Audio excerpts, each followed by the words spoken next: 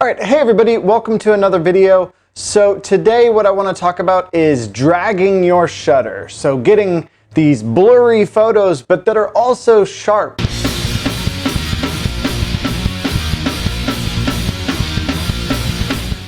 And I know that that's kind of a catch-22. How can you have a blurry photo that's also sharp? Well, the way we do this is that we really have two exposures that are taking place. We have a flash exposure, and that flash goes off so instantaneously that it creates a sharp image. And then we have an ambient light exposure, so the light that just exists already. And that one, with our slow shutter speed, we're able to get a bit of motion blur, like in these examples here.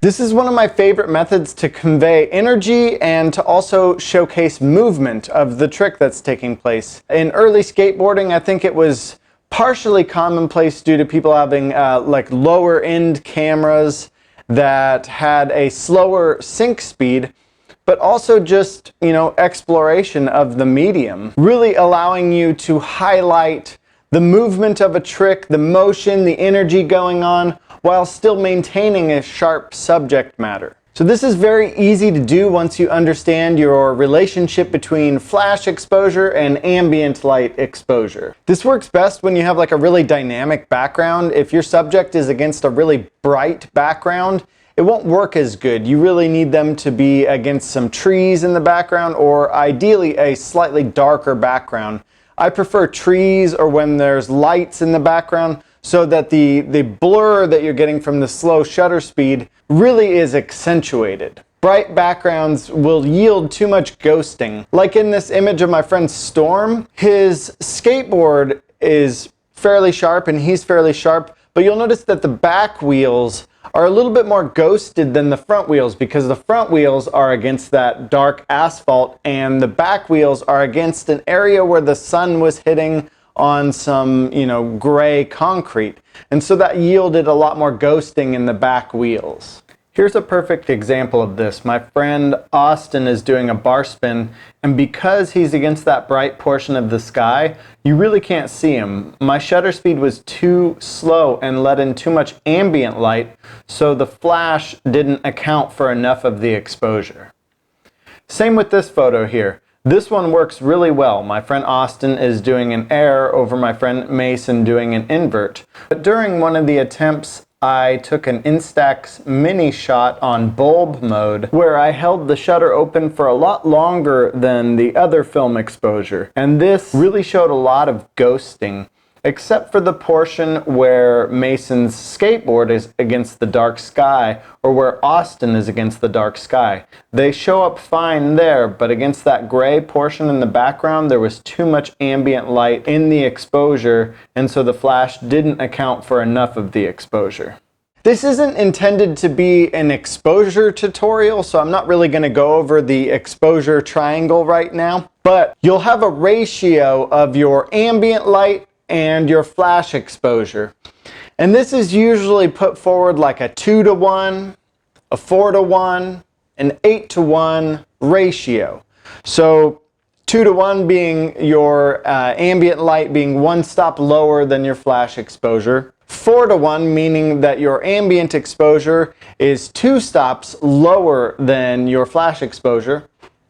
And 8-to-1 meaning that your ambient exposure is 3 stops lower than your flash exposure. And this, keeps going, and there's more fractions that you could go forth, but I really like to work in that range of 1 to 3 stops of underexposure with my ambient light. Now, you can use various shutter speeds to achieve this, but more often than not, the faster the shutter speed, the sharper your image is going to be, and the sharper the ambient light is going to be.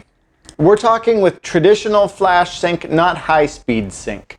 So in traditional flash sync, if you work with 2/50th of a second and you shake your camera violently, you might get some motion blur, but my favorite range is a 60th of a second to about a 30th of a second, and actually moving my camera, like turning it. And I'll even do that as low as like 15th of a second, like in these examples here.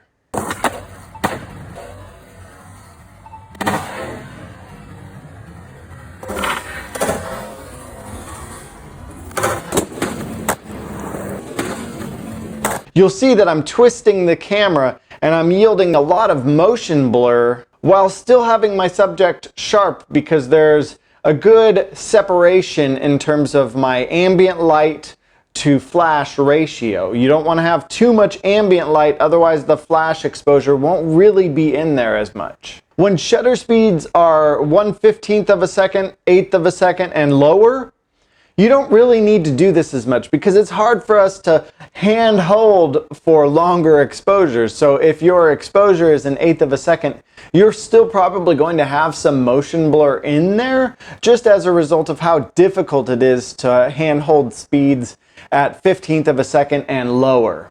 So you don't have to be as aggressive with twisting or panning the camera at slower speeds.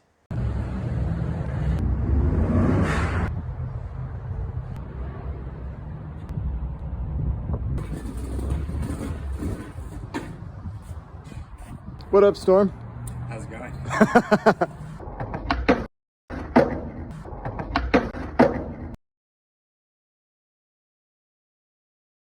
So I would encourage you to get out there and explore. Use your light meter and get a gauge of what the ambient light is. Try to underexpose it by a couple stops, and then get your flash exposure and try moving the camera, try panning it, try going at an angle, try twisting the camera. These are some of my favorite methods to yield this dragging the shutter look to the photos. I've been wanting to make this video for a while, and just any YouTube video for a while, but I've been in analysis paralysis and I get stuck thinking of, I don't have the time to make a high quality video. But I encourage questions below. So in the comments section, put your questions. I'm happy to answer them when I get to them. I'm sorry that I'm not super speedy with it, but I try my best. So in this video, this will be my last plug of my book, Send It. I've got 10 misprints left. So if you're interested in getting a copy, I'm not going to be printing anymore. This first edition is done. So 10 more misprint copies available. Check it out. The link in the bio below. After the fact, I'm going to have prints for sale, so still check out the link below. I may have some prints for sale if you want to support my channel. I'm not monetizing this YouTube channel. I'm just kind of putting this information out there, trying to help other people with photography. I hope you get inspired by this. Go out and shoot, go out and make mistakes and have a lot of fun. Don't get too caught up on the medium of things. If you've got a digital camera and you don't have any film right now, go ahead and go shoot the digital camera. If all you've got is film camera, go shoot the film camera. The best camera is the one you've got on you. You can do a lot of this stuff with a small speed light. Like when I started out, I had a small little speed light and that was it. And now I've progressed forward to having, bigger flashes and more flashes. But these are all unnecessary gear related items. You don't really need all that stuff to go out and make photos. So go have fun, go enjoy yourself. Again, comments below. I love the comments. I love the questions. Check out my book, Send It. Buy a print from me. You can support that way. And thanks for tuning in. All right, until next time.